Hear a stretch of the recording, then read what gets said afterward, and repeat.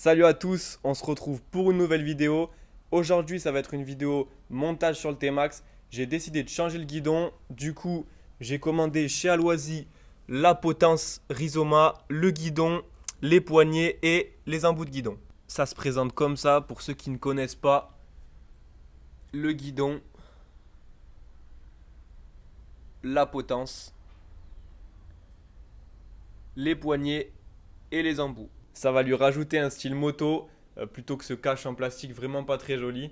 On va commencer directement par enlever toute la face avant. Je ne vais pas vous le filmer parce que je vous l'ai déjà filmé dans la vidéo bloc optique LED.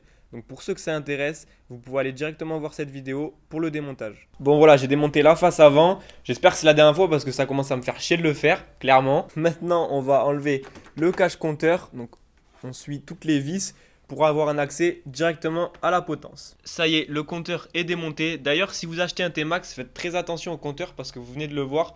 Ça se démonte vraiment très facilement, donc faites attention au kilométrage des T-Max en général. Du coup, maintenant, je vais enlever ce cache en plastique, donc avec les deux vis là et il y en a deux en dessous. Une fois que c'est fait, ça donne ça. Ensuite, je vais enlever les commodos, les embouts, la poignée, tout ce qui est juste ici. Tous les commodos sont enlevés, sauf la poignée d'accélérateur. Je vais démonter le guidon ici pour pouvoir faire glisser la poignée. En enlevant ce cache, on accède au câble d'accélérateur. Donc là, j'en ai enlevé un. On aura juste à enlever celui-là et je pourrai enlever la poignée. Maintenant, on va enlever cette partie-là en dévissant les deux grosses vis. Ça y est, on est tout bon pour le démontage. Maintenant, je vais commencer à assembler toute cette partie-là. Allez, premièrement, je vais remettre cette pièce. Une fois que la première partie est montée, je vais prendre celle-là, faire glisser tous les câbles avec la petite encoche et le fixer juste ici. Voilà, toute la potence, c'est bon. C'était un peu chiant parce qu'à chaque fois, il faut tenir des vis en dessous, il n'y a pas beaucoup de place. Maintenant, je vais mettre le guidon. Le guidon est fixé. J'ai remis tout ce qui est accélération. Et de l'autre côté, je suis en train de remettre tous les commodos. Je me suis rendu compte que sur le guidon d'origine, on a des trous de chaque côté. Ça permet de fixer les commodos avec les petites encoches comme ça. Du coup, il faut percer le guidon en prenant les bonnes mesures et un petit forêt pour pas riper parce que c'est quand même assez difficile. Donc, un ici et l'autre juste en bas. Du coup, le commodo ne bouge pas. Maintenant, je vais finir le guidon et remonter le tout. C'est terminé pour le guidon. Tous les commodos sont remis, les câbles au bon endroit, il n'y en a pas un qui tire. C'est vraiment super joli. Donc maintenant, je vais remettre le compteur et tous les autres carénages.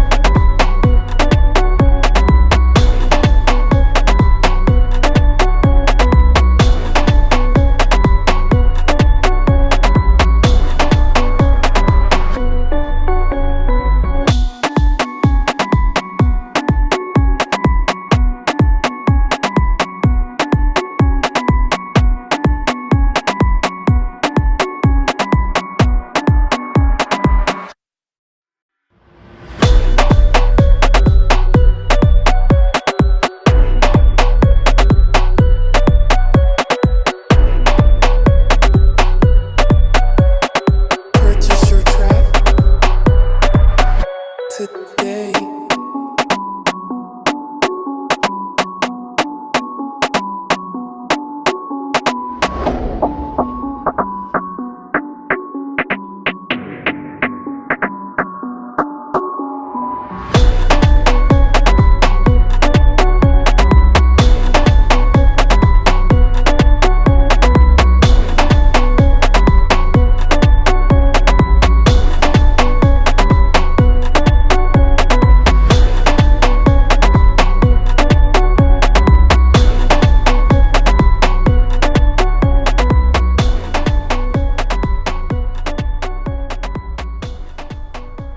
Allez, tout est remonté. On va aller rouler pour voir ce que ça donne, pour voir la position de conduite, si elle a changé ou pas. Je pense qu'il est un peu plus grand que l'origine, mais on va voir tout ça.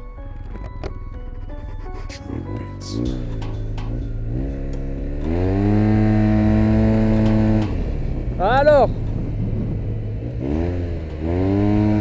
première impression, je suis beaucoup plus haut. Alors je sais pas si c'est parce que j'ai incliné le guidon vraiment un peu haut. T'es beaucoup plus large, enfin beaucoup.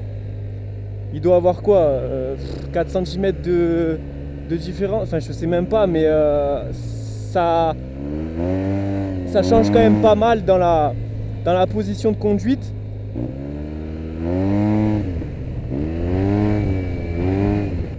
Les poignées, qu'est-ce qu'elles sont agréables. Elles sont bien fines, tu les prends bien en main.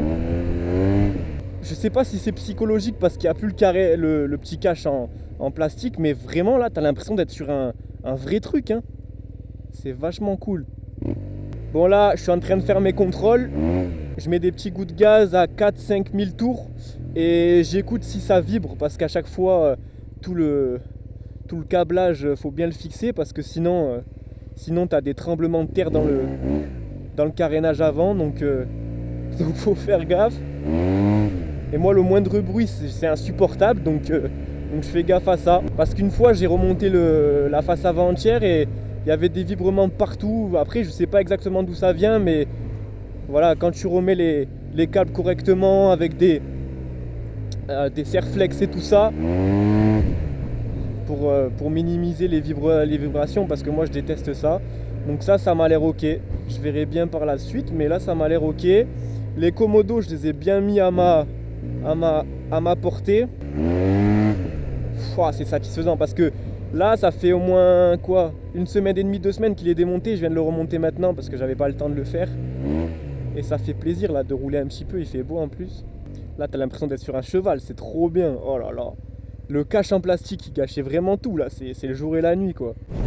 Putain, à chaque fois que je sors, il y a du vent. À chaque fois que je sors pour faire une vidéo, il y a du vent. C'est incroyable. Oh, je me fais gifler. Bon, en tout cas, merci d'avoir regardé cette vidéo. Je suis vraiment super content, c'est un truc de fou. Donc si vous voulez me suivre sur Instagram, il s'affiche en dessous comme d'habitude, c'était Max France. Et moi je vous dis une bonne journée, une bonne soirée. Ciao tout le monde.